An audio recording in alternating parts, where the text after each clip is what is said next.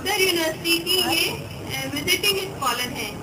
انہوں نے ایشیائی ممالک میں عورتوں کے حقوق اور مقام کے لیے بے تحاشا کام کیا ہے، اور اس کے علاوہ انہوں نے ایک کتاب بھی لکھی ہے جس کا نام ہے misinterpretation of women status in Muslim world. یہ کتاب بہت اہم اور بہت اچھی کتاب ہے.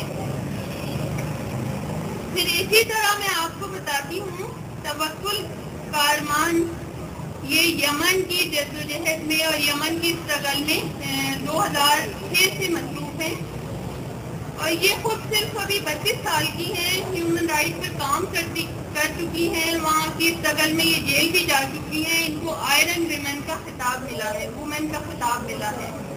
اسرا البحیثی یہ الاعلام نیوز نیٹ ورک پر غزہ اسٹرپ کی رپورٹنگ کرتی ہیں کانسٹینٹلی.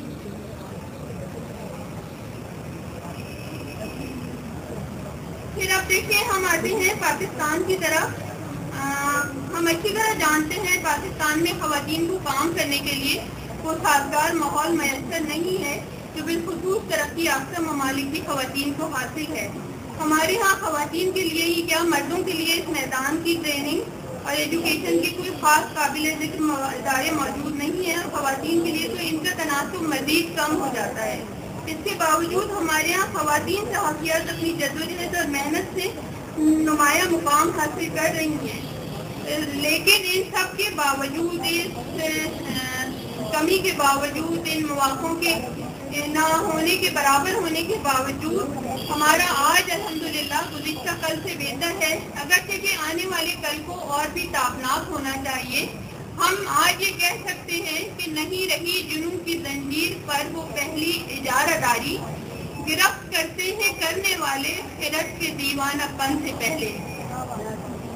بہت تفصیل میں تو جانے کا ٹائم نہیں، لیکن ایک سرسری سی نظر اگر ہم ڈالیں تو جو ہمارے ہاں پاکستانی صحافیات کا اور ویمن صحافیات کے علاوہ جو بھی اس فیلڈ میں قلم کی فیلڈ میں جو رائٹرس ہیں اور جو آرٹیکل رائٹرس ہیں اور جو نیوز آئٹمس وغیرہ کرتی ہیں فیلڈ کی صحافی ڈالیں تو ذرا سا ایک نظر یہ سینیریو ہم دیکھتے ہیں کہ رضیہ بھٹی، ان کا میں نے آپ کو بتایا تھا کہ کریج ان جرنلزم کا ایوارڈ یہ لے چکی ہیں. ملیحہ لودھی کسی تعارف کی محتاج نہیں. شیریں مزاری صحافی اور ڈیفنس اینالسٹ بھی ہیں ساتھ میں. Mahtab Rashdi director of EPA ہیں. عائشہ صدیقہ یہ انڈیپینڈنٹ سیکیورٹی اینالسٹ ہیں اور اسٹریٹجک ایکسپرٹ بھی ہیں. ریحانہ حکیم کو میں پچھلے 20 سال سے دیکھ رہی ہوں، اور یہاں پر بھی جو ہماری اس میدان کے لوگ ہم پچھلے کئی سالوں سے میڈم قاضی اور رضیہ فرید وغیرہ، ہم یہاں پر بھی یہ لوگ موجود ہیں جنہیں ہم اس صحرا نوردی میں مصروف پاتے ہیں. کبھی ان سے انفرادی ملاقات ہوتی ہے تو پتہ چلتا ہے کہ یہ لوگ بھی کس طرح اور کن مشکلات میں کام کر رہے ہیں اور کس طرح کے مسائل کو فیس کر رہے ہیں. اچھا پھر آپ دیکھیں کہ اہم بات یہ ہے کہ ہم وہاں ہیں، وہاں نہیں ہیں جہاں ہمیں ہونا چاہیے، اگرچہ کہ ہم بہت آگے ہیں الحمدللہ. اور میں آپ کو کوٹ کروں گی، پچھلے کچھ سالوں پہلے کی بات ہے کہ BCS اسکول کی جو اونر ہے مسز ملک مجید، انہوں نے اپنے اسٹوڈنٹ سے کہا کہ آج یہ وقت ہے کہ یہاں پر لائنیں لگی ہوتی ہیں اور ہم ایڈمیشن نہیں دے پاتے. اور ایک وہ وقت تھا کہ جب ہم جا کے لوگوں کو کنوینس کیا کرتے تھے کہ آپ اپنی بچیوں کو بھیجیں اسکول میں اور آپ پڑھنے کے لیے بھیجیں، ان کو تعلیم دلائیں. تو دیکھیں یہ تو بہت بڑی اچیومنٹ ہے. یہ قلم کی طاقت ہے، یہ میڈیا کی طاقت ہے، یہ شعور جگانے کے ان ذرائع کی طاقت ہے جو ہماری بہنوں نے استعمال کیے اور اس میدان میں کوششیں کی. لیکن اس کے باوجود ہم سمجھتے ہیں کہ ہماری خواتین جتنی ٹیلنٹڈ ہیں اور جس لیول پہ اور جس ذہانت کے ساتھ وہ کام کر رہی ہیں، ان کو ایڈیٹوریل ایڈیٹر بھی ہونا چاہیے، ان کو بڑے اخبارات کا ایڈیٹر بھی ہونا چاہیے. ایسی مثالیں ہمیں ڈھونڈے سے اور مشکل سے ہی ملتی ہیں. ان کو اس ملک کے اندر ڈیسیژن میکنگ میں شامل ہونا چاہیے تاکہ وہ اس سیکٹر کو کور کر سکیں جو کہ ہمارا جو کہ خواتین کا اسپیشل سیکٹر ہے. پھر آپ دیکھیں کہ میں سمجھتی ہوں کہ جو بھی حالات ہیں ہمیں اپنے صحافی بہنوں کی بھی اور اس کام کی بھی اور ان راستوں کی بھی اور ان دریچوں کی بھی جو کھلے ہوئے ہیں قدر کرنی چاہیے اور ہمیں سمجھنا چاہیے کہ یہ لائف لائن ہے. کسی لائف لائن کو پکڑ کر اگر ہم آگے بڑھنا شروع کریں گے تو انشاءاللہ ضرور آگے سے آگے دروازے کھلتے چلے جائیں گے. جیسے اوپرا ونفری نے کہا تھا where there is no struggle where is no strength. یہ کوئی اور کہتا تو پھر بات اتنی سمجھ نہ آتی, لیکن اوپرا کی آپ جانتے ہیں کہ وہ زندگی پوری اسٹرگل سے بھری ہوئی ہے.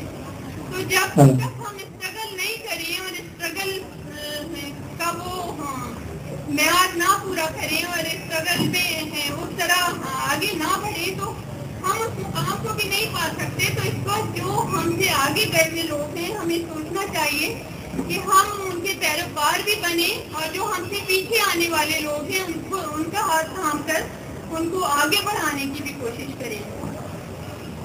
یہاں پر دیکھیے ہم خواتین کے حقوق کی اور کسی مردوں کے ساتھ تصادم کی بات نہیں کرتے ہیں, بلکہ ہم یہ چاہتے ہیں کہ جو ٹیلنٹ ہے, جو خواتین کے اندر شعور ہے اور جو اب تک کے حالات کے باوجود ادانے شعور میں اور اس چینج میں حصہ ڈالا ہے, اس وقت جبکہ یہ ابھی یہاں پر تابلہ لاری صاحبہ بیٹھی تھی, وہ کہنے لگی کہ جب ہم نے شروع میں کام کیا تو تھوڑی سی ہی خواتین ہوا کرتی تھی, اب تو ماشاءاللہ بہت خواتین فیلڈ میں آ گئی ہیں. تو اب آپ دیکھیں کہ یہاں پر میں اس دن ڈیٹا کلیکٹ کر رہی تھی تو اس میں پوری 700 خواتین اس وقت میڈیا کی فیلڈ میں ہیں اور وہ کام کر رہی ہیں, وہ آگے بڑھ رہی ہیں. یہاں پر ضرورت اس بات کی ہے کہ ہم ایک دوسرے کا ہاتھ تھامیں اور ہم وہ زنجیر بنے جو واقعتاً اس معاشرے کو مضبوطی فراہم کرے. اور وہ زنجیر ہم تب بن سکتے ہیں جب تک کہ ہم ایک دوسرے کے ساتھ جوائنٹ ہوں, جوائنٹ کولیبریشن کریں. اور کسی بھی زنجیر کی مضبوطی اس کی سب سے کمزور کڑی سے پتہ چلتی ہے. تو ہمیں سوچنا یہ ہے کہ صرف ہم نہیں, ہمیں خود کو مضبوط نہیں ہونا, بلکہ جو ہماری ساتھی بہنیں ہیں, جو نئے آنے والے ہیں, جو ینگسٹر ہیں, ان کو ہم ڈائریکشن بھی دیں, ان کی ہم مدد بھی کریں, ان کو ہم راستے بھی بتائیں, ان کا ہاتھ تھام کر ان کو آگے لے کے آگے بڑھنے کے راستے سجائیں. آخر میں بس یہی کہوں گی کہ فیصلوں بار وراثت ہے میرے کاندھوں پر, میں جس کا حقدار ہوں مجھے وہ جاگیر دکھاؤ. تو یہ وراثت جو ہمیں ہمارے اکابرین سے ملی, اس کو ہم ریئلائز کریں, اس کو ہم سمجھیں اور اس کو ہم آگے لے کے چلیں تاکہ یہ تسلسل چلتا چلا جائے, بڑھتا چلا جائے اور کہیں بھی رکنے نہ پائے. بہت شکریہ.